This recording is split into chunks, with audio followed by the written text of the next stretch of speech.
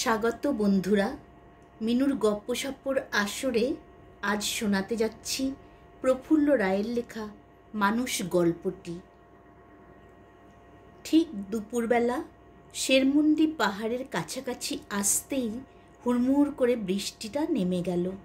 সেই ভোরে আকাশ তখন ঝাপসা, রোদ ওঠেনি। বাঁশের লাঠির ডগায় রং বেরঙের তালি মারা ঝুলিটা বেঁধে এবং ঝুলি শুদ্ধ লাঠিটা কাঁধে ফেলে বেরিয়ে পড়েছিল ভরসালাল। সে আসছে রাজপুত ঠাকুর রঘুনাথ সিংয়ের তালুক হেকমপুর থেকে। আপাতত যাবে শেরমুন্ডি পাহাড়ের ওপারে টাউন ভকিলগঞ্জে। ভোরে ভরসালাল যখন হেকমপুর থেকে বেরোয় তখন আকাশের চেহারা দেখে টের পাওয়া যায়নি দুপুরের মধ্যেই চারিদিক ভেঙে চুরে এভাবে বৃষ্টি নেমে যাবে। খুব নিরীহ চেহারার দু চার টুকরো ভবঘুরে মেঘ মাথার ওপর বাতাসের ধাক্কায় ধাক্কায় এদিক সেদিক ভেসে বেড়াচ্ছিল।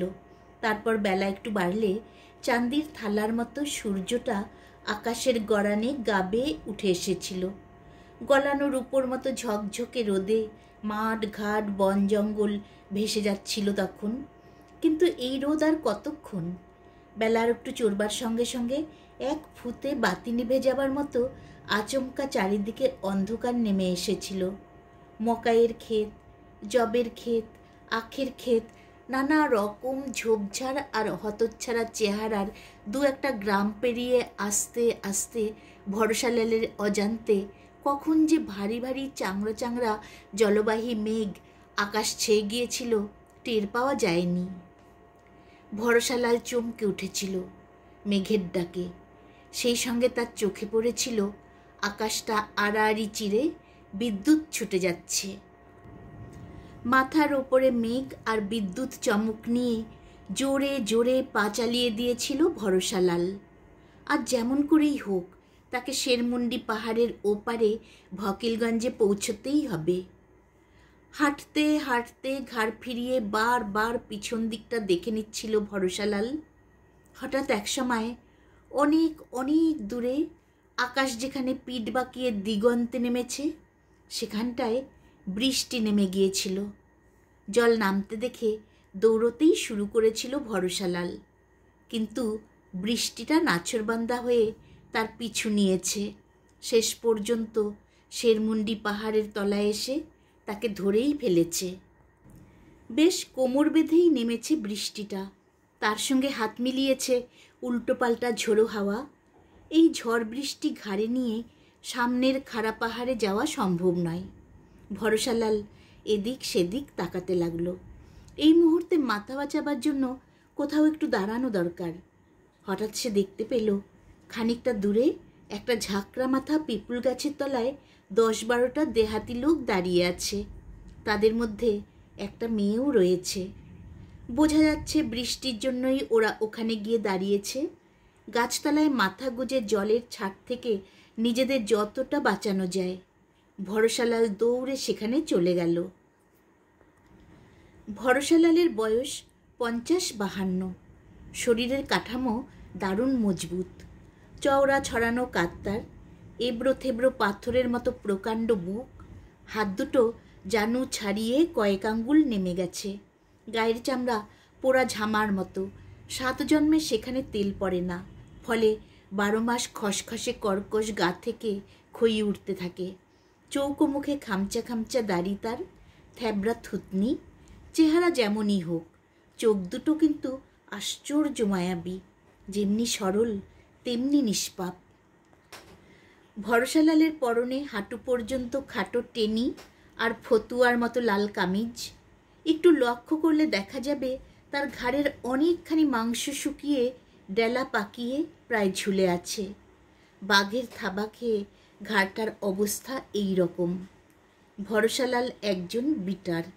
এ অঞ্চলে যাকে জঙ্গল হাকুয়া বলে সে তাই। তার কাজ হলো বনে জঙ্গলে টিন পিটিয়ে আর চেঁচিয়ে তাড়া করে করে বাঘ ভাল্লুক কিংবা অন্য জন্তু জানোয়ারকে শিকারীদের বন্দুকের মুখে নিয়ে যাওয়া। বছর 3 আগে রক্সৌলে এক শিকারির জন্য টিন পেটাতে গিয়ে বাঘের থাবায় ঘাড়ের মাংস ওইভাবে ঝুলে গেছে। বিটারের কাজ ছাড়া আরও একটা কাজ করে থাকে ভরসালাল। চারিদিকে যত ছোটোখাটো শহর আছে সেসব জায়গায় মিউনিসিপ্যালিটিগুলো মাঝে মাঝে রাস্তার বেওয়ারিশ খ্যাপা কুকুর ধরে মেরে ফেলে। এই কুকুর ধরা আর মারার কাজটিও করে থাকে সে। বিটারের কাজ কিংবা কুকুর মারার দায়িত্ব কেউ তাকে ডেকে দেয় না। ভরসালাল নিজে থেকেই খোঁজ খবর নিয়ে শিকারীদের বাড়ি বাড়ি কিংবা মিউনিসিপ্যালিটিগুলোর দরজায় দরজায় হানা দেয়। এটাই তার জীবিকা। খুবই নিষ্ঠুর হয়তো, কিন্তু স্রেফ পেটের জন্য এসব করতে হয় তাকে। এদিকে বৃষ্টির জোর আরও বেড়েছে। আকাশের যা অবস্থা, তাতে জল কখন ধরবে তার ঠিক ঠিকানা নেই। ঝাঁকড়া মাথা পিপুল গাছের তলায় দেহাতি মানুষগুলোর সঙ্গে গা ঘেঁষাঘেঁষি করে দাঁড়িয়েও কি রেহাই আছে? ডালপালা আর পাতার ফাঁক দিয়ে ঝরঝর জল পড়ে, গা মাথা ভিজিয়ে দিচ্ছে। তবে খোলা জায়গায় দাঁড়ালে চোখের পলকে চান হয়ে যাবে। সে তুলনায় এখানে ভেজাটা কম হচ্ছে, এই আর কি। অন্য মনস্কের মতো তাকিয়ে তাকিয়ে বৃষ্টির ভাবগতিক দেখছিল ভরসালাল। হঠাৎ পাশের লোকটা বলে উঠল, বহুত ভারী বারিশ। ভরসালাল ঘাড় ফেরালো, দেখল লোকটা মধ্যবয়সী, মাথায় পাগড়ি, ভাঙাচোরা চেহারা। সে বলল, হ্যাঁ। লোকটা এবার বলল, মালুম হচ্ছে এ বারিশ জলদি রুকবে না। তার ভাষা হিন্দি এবং বাংলায় মেশানো। খুব সম্ভব বিহার বাংলার সীমান্তে কোনো অঞ্চলে তার বাড়ি। ভরসালাল বলল, হ্যাঁ। মধ্যবয়সী লোকটা এবার তার সঙ্গীদের দেখিয়ে বলল, দুফারে হাম লোক কো টেউন ভকিলগঞ্জে যাবার বাদ ছিল, লেকিন কি করে যাই? বোঝা যাচ্ছে এরাও শেরমুন্ডি পাহাড় পেরিয়ে ওপারে যাবে। ভরসালাল কৌতূহলহীন চোখে লোকটার সঙ্গীগুলোকে একবার দেখে নিল। তারা অবশ্য এই লোকটার মতো মাঝবয়সী না। দামড়া মোষের মতো তারা এক একটা তাগড়া জোয়ান। তাদের দেখতে দেখতে সেই মেয়েটার দিকে নজর পড়ে গেল ভরসালালের। দলটার মধ্যে সে একা, একমাত্র মেয়ে। জীবন বা মানুষ সম্বন্ধে অভিজ্ঞতা খুবই কম ভরসালালের।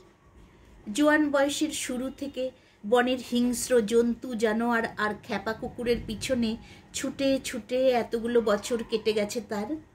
তবু সে বুঝতে পারল মেয়েটা গর্ভিণী। 2-4 দিনের মধ্যে তার বাচ্চা টাচ্চা হবে। পাশের লোকটা প্রচণ্ড বকবক করতে পারে।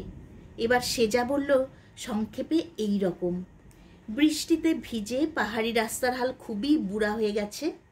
এখন সেখানে উঠতে যাওয়া বোকামি। পা পিছলে পড়ে গেলে আর দেখতে হবে না, নির্ঘাত খতম হয়ে যেতে হবে। মেয়েটির দিক থেকে চোখ ফিরিয়ে ভরসালাল বলল, হ্যাঁ। লোকটা এবার বলল, লেকিন দুফারের ভেতর ভকিলগঞ্জে হাজির হতে না পারলে কামটা ছুটে যেতে পারে।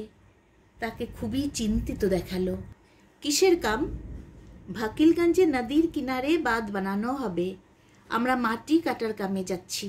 দেরি হয়ে গেলে গার্মিন অফিসার যদি ভাগিয়ে দেয়। রামজি কৃপা করলে ভাগাবে না। বলতে বলতে আবার মেয়েটির দিকে তাকালো ভরসালাল। পৃথিবীর কোনো কিছু সম্বন্ধেই বিশেষ কৌতূহল নেই তার। নিজের পেটের জন্যে বনে জঙ্গলে বা লোকালয়ে সর্বক্ষণ তাকে এত ব্যস্ত থাকতে হয় যে অন্যদিকে চোখ তুলে তাকাবার সময় পর্যন্ত পায় না। যদিও বা পায়, খুবই আগ্রহশূন্যভাবে এই পৃথিবী আর পৃথিবীর মানুষকে দেখে থাকে। তবু আবছাভাবে ভরসালাল ভাবল, ওই মেয়েটির পেটে অন্তত 9-10 মাসের বাচ্চা রয়েছে। এই অবস্থায় সেও কি মাটি কাটতে চলেছে? জেনানাদের এ সময়টা কোনো ভারী কাজ করা ঠিক না। ভাবল বটে, তবে কিছু বলল না। সেই লোকটা ঘাড়ের পাশ থেকে বলে উঠল, রামজি কি কৃপা করবে? ভরসালাল এবার আর উত্তর দিল না। অন্য মনস্কের মতো মুখ ফিরিয়ে মেঘের ভারে নেমে আসা ঝাপসা আকাশ দেখতে লাগলো। কিন্তু উত্তর না দিলে কি হবে? পাশের লোকটা ঘ্যান ঘ্যানে বৃষ্টির মতো সমানে বকে যাচ্ছে। কতক্ষণ পিপুল গাছটার তলায় দাঁড়িয়েছিল খেয়াল নেই ভরসালালের। হঠাৎ একসময় বৃষ্টির তোর কমে এলো, সেই সঙ্গে ঝড়ের দাপটও। তবে আকাশ ভারী হয়ে আছে, যে কোনো মুহূর্তে প্রবল বেগে আবার শুরু হয়ে যেতে পারে। সেই লোকটা কানের পাশ থেকে হঠাৎ চেঁচিয়ে উঠল, বারিশ ধরে এসেছে, এই মকায় পাহাড় পেরোতে হবে। বলেই সঙ্গীদের উদ্দেশ্যে জোরে জোরে হাঁকল, এই ছোকরারা, চল চল, জোরসে পা চালা। সবাইকে তাড়িয়ে নিয়ে সে পাহাড়ের দিকে চলল। দলটা আগে আগে চলেছে, তাদের পিছনে রয়েছে সেই মেয়েটা। ভরসালাল এই সুযোগটা ছাড়ল না। মেয়েটার পেছন পেছন সেও হাঁটতে লাগলো। বৃষ্টির জোর নতুন করে বারবার আগেই সেও শেরমুন্ডি পাহাড় পেরিয়ে যেতে চায়। দিন কয়েক আগে ঠাকুর রঘুনাথ সিংয়ের শিকারে যাবে এই খবরটা পেয়ে হেকুমপুর তালুকে ছুটে গিয়েছিল ভরসালাল। পুরো 4টে দিন রঘুনাথ সিংয়ের সঙ্গে জঙ্গলে জঙ্গলে ঘুরে টিন পিটিয়ে মোট 10টা টাকা আর 3 কিলো মাইলও মজুরি হিসেবে পেয়েছে।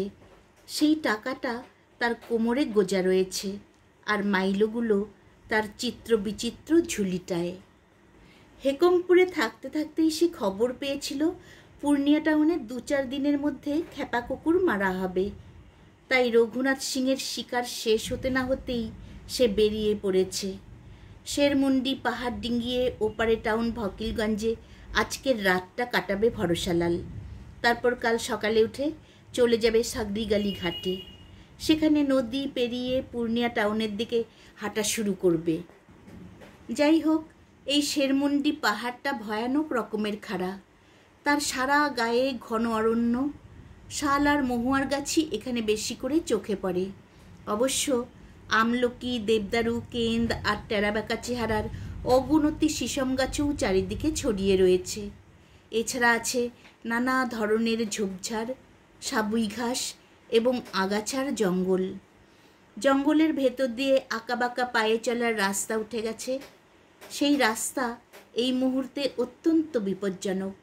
কেননা যদিও এটা একটা পাহাড়, তবু হাজার হাজার বছরের ঝড় বৃষ্টিতে পাথর ক্ষয়ে ক্ষয়ে এর গায়ের উপর চামড়ার মতো মাটির একটা স্তর জমেছে। বৃষ্টিতে সেই মাটি গলা মাংসর মতো থকথকে হয়ে আছে।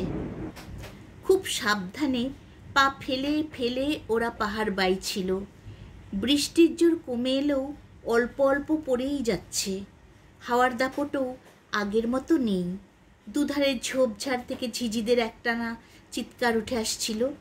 গাছের মাথায় সরু মোটা নানা বিচিত্র সুরে পাখিরা একটানা ডেকে যাচ্ছে। কোথাও যেন সাপেদের পেট টেনে টেনে চলার শব্দ হচ্ছে। সেই মধ্যবয়সী লোকটা মাঝে মাঝেই তার সঙ্গীদের উদ্দেশ্যে হেঁকে উঠেছিল, জলদি পা চালা, হো রামজি, দুফার পার হয়ে গেল। চারিদিকের নানা রকম শব্দ বা মধ্যবয়সী লোকটার হাঁকাহাঁকি শুনেও যেন শুনতে পাচ্ছিল না ভরসালাল। দূর মনস্কর মতো খাড়াই পাহাড় ভাঙছিল সে। নেহাত বৃষ্টিটা হঠাৎ এসে গেছে, নইলে তাড়াহুড়ো করে ওপারে যাবার খুব একটা দরকার তার নেই। কারণ আজকের দিনটা তার বিশ্রাম। টাউন ভকিলগঞ্জে একবার পৌঁছতে পারলে ধীরে সুস্থে হাত পা ছড়িয়ে দিনের বাকি অংশটা সে কাটিয়ে দেবে। তারপর কাল থেকে আবার নতুন কাজের ধান্দা শুরু হবে। কিন্তু কালকের কথা কাল। খানিকক্ষণ পাহাড় বাওয়ার পর হঠাৎ কাতর গঙ্গানির মতো একটা আওয়াজ কানে আসতেই চমকে উঠল ভরসালাল। সামনের দিকে তাকাতেই দেখতে পেল সেই গর্ভিণী মেয়েটা পাহাড়ে ওঠার ক্লান্তিতে ভয়ানক হাঁপাচ্ছে। তার মুখটা খুলে অনেকখানি হা হয়ে গেছে। তার ফাঁক দিয়ে থেকে থেকে গঙ্গানিটা বেরিয়ে আসছিল। হাঁপানির দাপটে মেয়েটার বুক তোলপাড় হয়ে যাচ্ছিল। চোখের তারা দুটো মরা মাছের চোখের মতো মনে হচ্ছিল। সে দুটো ঠিকরে বেরিয়ে আসবে। প্রায় টলছিল মেয়েটা। তার মধ্যেই হাতখানেক গভীর থকথকে কাদার ভেতর এলোপাথারি পা ফেলতে চেষ্টা করছিল, কিন্তু পারছিল না। সে হয়তো ঘাড় মুখ গুজে হুড়মুড় করে পড়েই যেত। তার আগেই পেছন থেকে হাত বাড়িয়ে ধরে ফেলল ভরসালাল। বলল, ক্যা তোমারা তবিয়ত আচ্ছা নেহি? খুব নির্জীব গলায় মেয়েটা উত্তর দিল, নেহি। ভরসালাল কি বলতে যাচ্ছিল, হঠাৎ তার চোখে পড়ল সেই মাঝবয়সী লোকটা দামড়া মোষের মতো জোয়ান ছোকরাগুলোকে নিয়ে ঝোপ ঝাড় ঠেলে অনেক দূর এগিয়ে গেছে। সে এবার অত্যন্ত ব্যস্ত হয়ে পড়ল। আরে তোমার সাতওয়ালারা বহুত দূর চলে গেল যে। মেয়েটা বলল, আমি ওদের সাথে আসিনি। ভয়ানক চমকে উঠে ভরসালাল। মতলব? আমি अकेली এসেছি। হো রামজি, শরীরের এই হাল নিয়ে তুমি अकेली বেরিয়ে পড়েছ? কি করব? কেন, তোমার মারত কোথায়? মেয়েটা ভরসালালের প্রকাণ্ড চওড়া বুকের উপর শরীরের ভার রেখে খানিকটা সামলে নিয়েছিল। এবার সোজা হয়ে দাঁড়িয়ে সে বলল, সে আসতে পারল না। ভরসালাল জিজ্ঞেস করল, কেন? মহাজনের খেতে বাড়িতে সে বেগার দিতে গেছে। বেগার? হ্যাঁ। মেয়েটা এবার যা বলে সংক্ষেপে এই রকম। 4 সাল আগে তাদের দেহাতের মহাজন বিশুন আহিরের কাছ থেকে কিছু টাকা ধার নিয়েছিল তার মরদ। টাকাটার শোধ করা যায়নি। কারি কারি টাকা লোকটার, তার সিন্দুক সোনা চান্দি আর জহরতের পাহাড়, আর জমি জামা খেতিবাড়ির তো লেখা জোখা নেই। তাদের দেহাতে যেখানে যে জমিতে পা দেয়া যাক না কেন, সেটাই বিশুন আহিরের। এত জমি এত টাকা পয়সা থাকলে কি হবে, লোকটা আস্ত কসাই। এই মেয়েটার মরদের সামান্য কটা টাকা উসুল করার জন্য বিশুন তাকে বছরের পর বছর বেগার খাটিয়ে চলেছে। বছরে 2 মাস মেয়েটার মরদকে বিশুন আহিরের খেতিবাড়িতে বেগার দিতে হয়। সুদে আসলে বিশুনের টাকাটা ফুলে ফেপে এমনই হয়ে দাঁড়িয়েছে যাতে 10 বছর বেগার দিলেও নাকি ওটা শোধ হবে না। এইরকম যখন অবস্থা, তখন মেয়েটির মরদ তার সঙ্গে আসে কি করে? সব শুনে ভরসালাল এবার জিজ্ঞেস করল, তোমার ঘরে মরদ ছাড়া আর কই নেহি? নেহি। হো রামজি বলে একটু চুপ করে ভরসালাল। পরক্ষণে আবার শুরু করে, এবার তুমি চলতে পারবে? মেয়েটা বলল, পারবো। বহুত হুঁশিয়ার হয়ে পা ফেলে চলো। খুব সাবধানে চটচটে আঠালো কাদার ভেতর পা টেনে টেনে দুজন এগুতে থাকে। সেই মধ্যবয়সী লোকটা তার সাঙ্গপাঙ্গ নিয়ে শাল এবং শিশম গাছটাছের ভেতর দিয়ে উধাও হয়ে গেছে। এখন আর তাদের দেখা যাচ্ছে না। ইচ্ছা করলে লম্বা লম্বা পা ফেলে ভরসালাল পাহাড়ের খাড়াই বেয়ে অনেক উঁচুতে উঠে যেতে পারে, কিন্তু মেয়েটাকে এই অবস্থায় ফেলে তার পক্ষে এগিয়ে যাওয়া সম্ভব হচ্ছিল না। জঙ্গলের জন্তু জানোয়ার, খ্যাপা কুকুর আর নিজের পেট ছাড়া পৃথিবীর কোনো ব্যাপারেই ভরসালালের আগ্রহ নেই। তবু মেয়েটার পাশাপাশি হাঁটতে হাঁটতে তার অল্প স্বল্প কৌতূহল হতে লাগলো। সে বলল, তোমার গাঁও কোথায়? মেয়েটি বলল, 5 মিল পশ্চিমে, নাম ঝুমরি তালিয়া। গাঁও থেকেই এখন আসছো? হ্যাঁ। পাহাড়ের ওপারে কোথায় যাবে? টেউন ভাকিলগঞ্জে। কোনো রিস্তার বাড়ি? নেহি। তব? একটু চুপ করে থেকে মেয়েটা বলল, আমি হাসপাতাল যাচ্ছি। হাসপাতাল কেন? বলেই ভরসালালের মনে পড়ল মেয়েটা গর্ভিণী, নিশ্চয়ই বাচ্চা টাচ্চা হবার ব্যাপারে হাসপাতালে চলেছে। সঙ্গে সঙ্গে সে আবার বলে উঠল, সমঝ গিয়া, রামজি কা কৃপা। মেয়েটা মুখ নিচু করে হাঁটতে লাগলো। কিছুক্ষণ দুজনই চুপচাপ। এই শেরমুন্ডি পাহাড়ের গায়ে নির্দিষ্ট কোনো রাস্তা নেই। ঝোপঝাড় এবং জঙ্গলের মধ্যে দিয়ে ফাঁকা জায়গা দেখে দেখে চড়াই বেয়ে উপরে উঠতে হচ্ছে। একসময় মেয়েটি জড়ানো গলায় হঠাৎ ডেকে ওঠে, এ আদমি।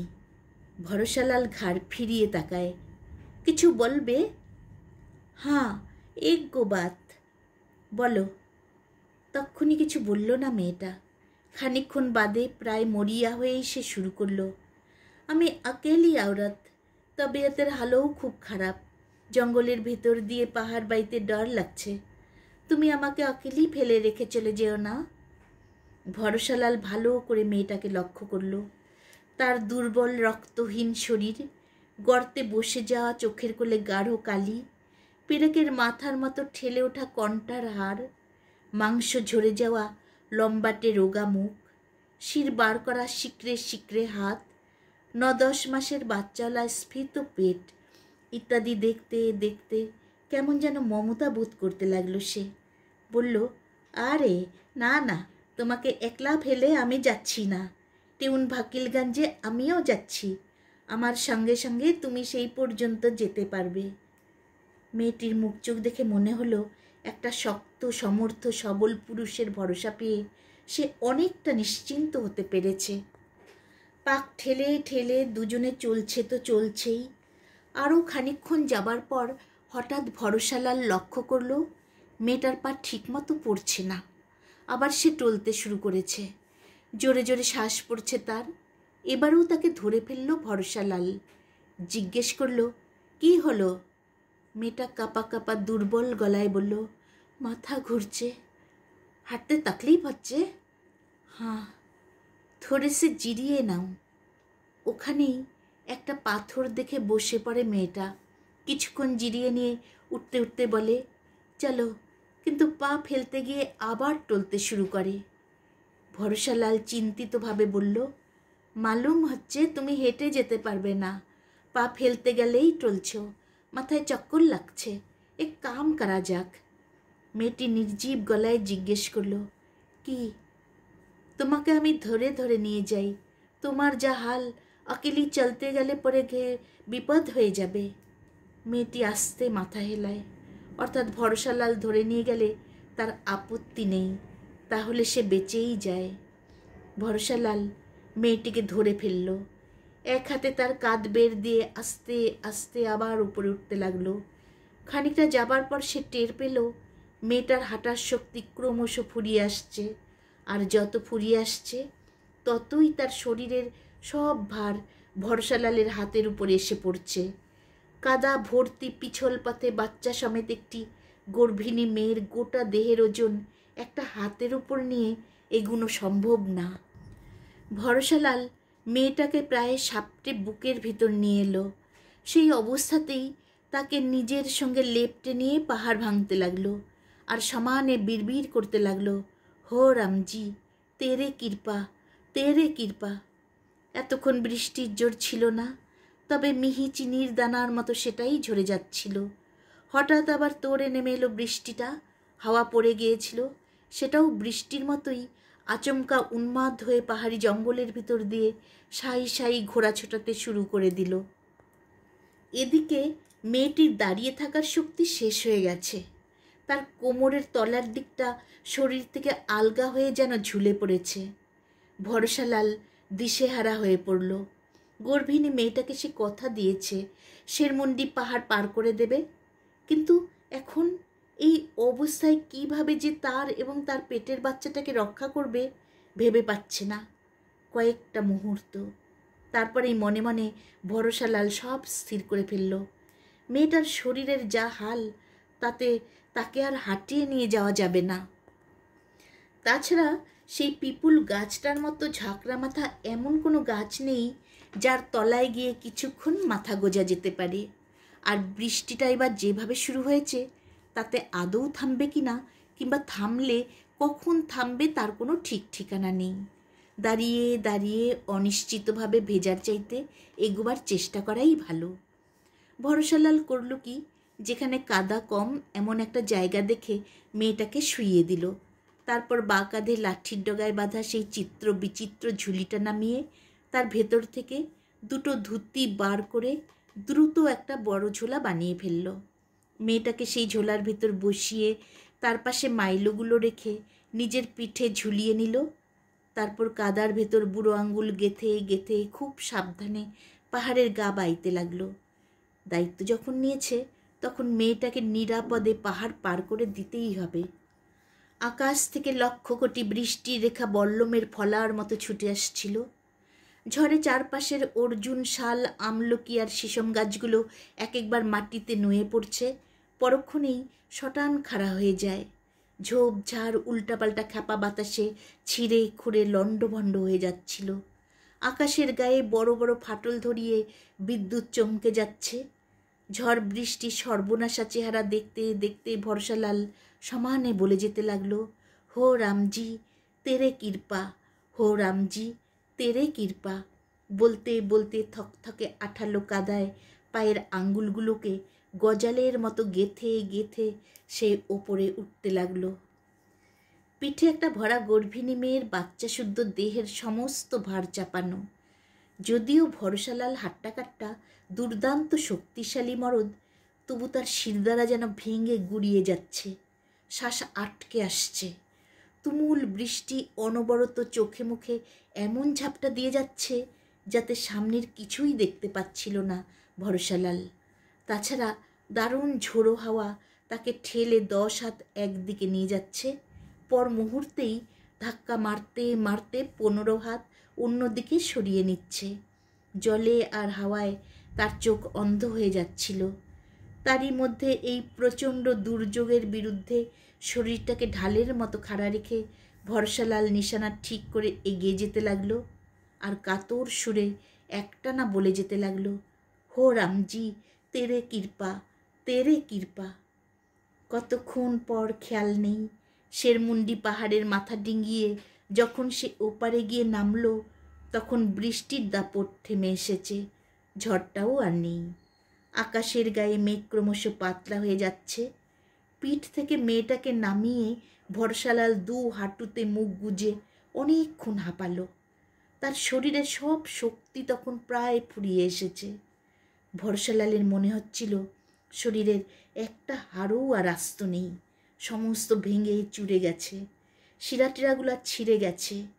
ঘাড়ের তলা থেকে অসহ্য একটা যন্ত্রণা শিরদাঁড়া বেয়ে কোমরে, কোমর থেকে পা পর্যন্ত চমক দিয়ে দিয়ে ছুটে যাচ্ছিল। খানিকক্ষণ বাদে খানিকটা ধাতস্থ হবার পর হঠাৎ সেই মেয়েটার কথা মনে পড়ে গেল ভরসালালের। ধর্মর করে মুখ তুলতেই দেখতে পেল তার সারা শরীর, গা, শাড়ি, জামা সব ভিজে সপসপে হয়ে আছে। শরীরের চামড়া আর আঙ্গুলের ডগাগুলো সিটিয়ে সাদা হয়ে গেছে। দেখতে দেখতে যেই তার মুখের দিকে চোখ পড়ল, অমনি চমকে উঠল ভরসালাল।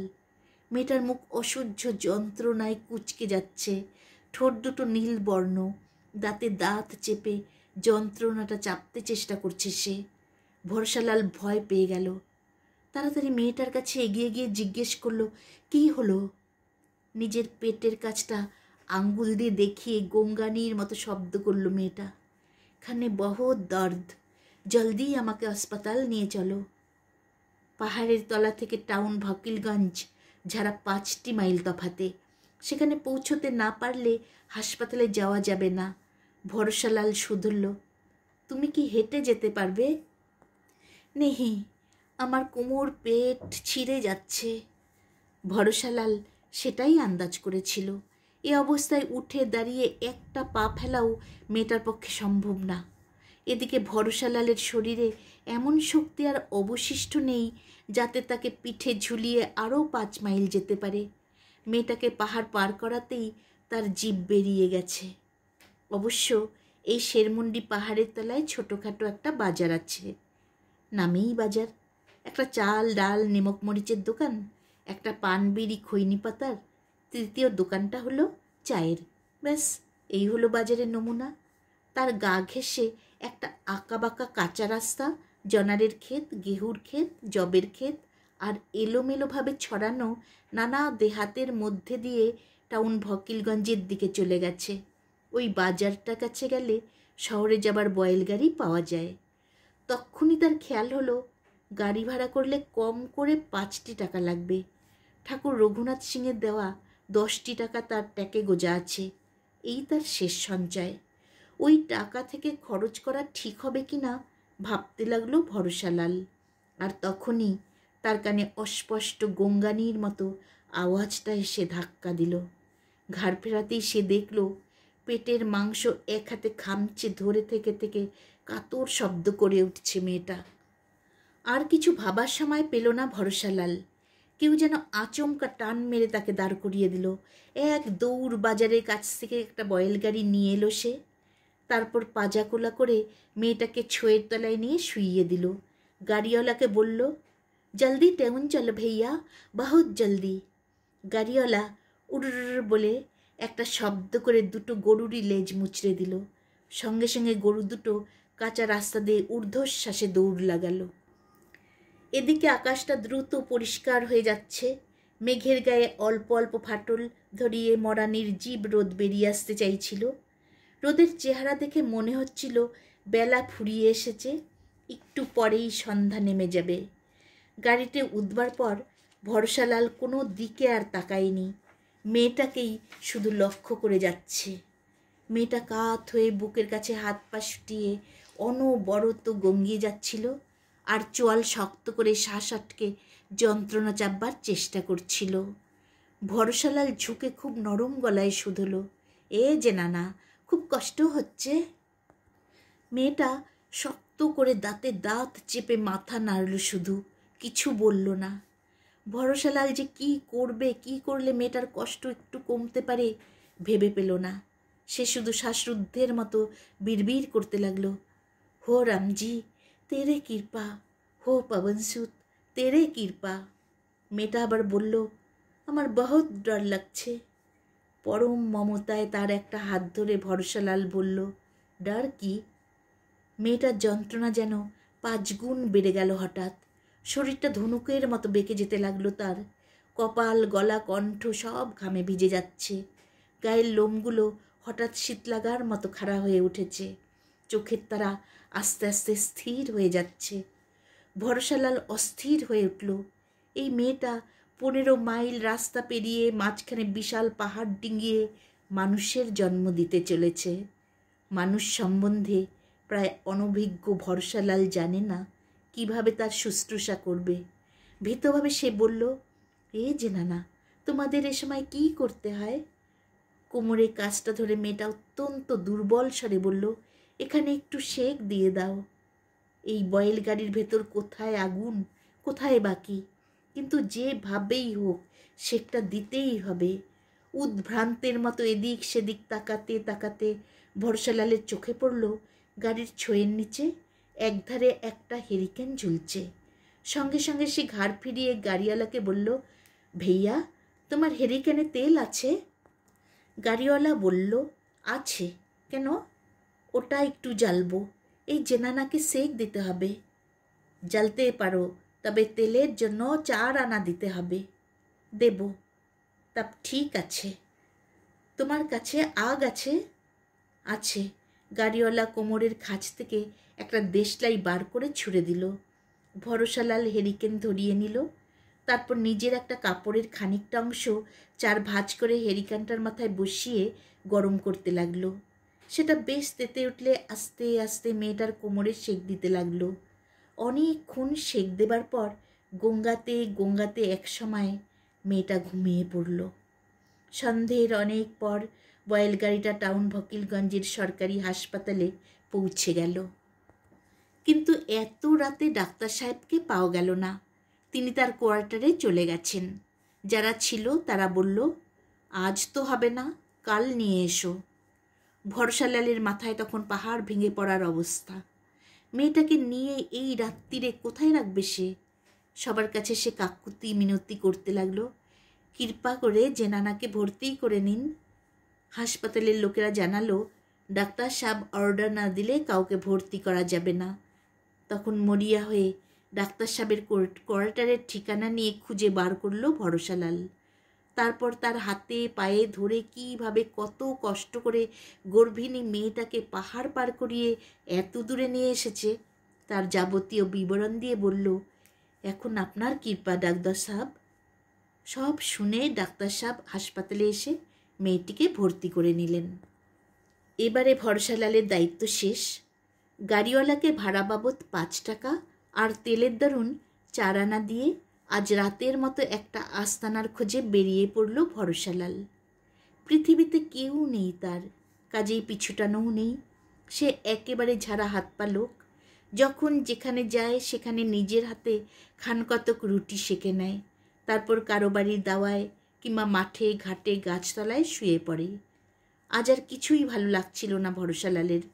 আটা কিনে এনে ছানো, উনুন বানাও, কাঠকুটো জোগাড় করো, এত সব ঝঞ্ঝাট একটা দিনের জন্যে সে বাদ দিতে চায়।